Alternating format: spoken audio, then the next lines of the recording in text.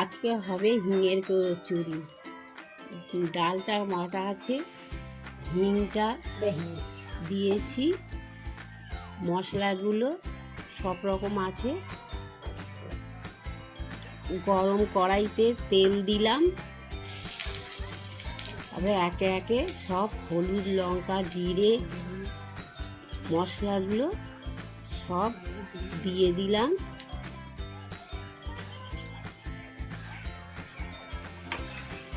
নাড়াচাড়া করে টমেটো দিলাম, টমেটো দিয়ে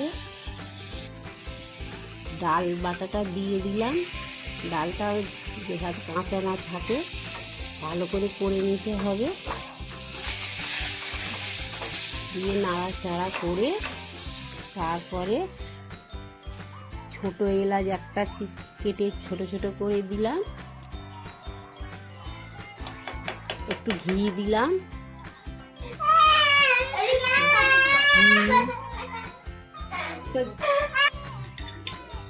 ছোট ন্যাচি করে এবারে বেললাম, বেলে ওর ভেতরে পুরটা দিলাম, দিয়ে গরম করা তেলে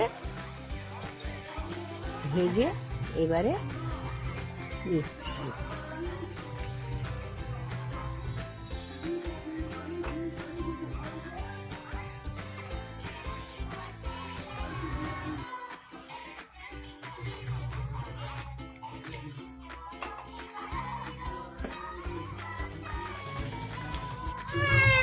হয়ে গেছে, এবার পরিবেশন করব।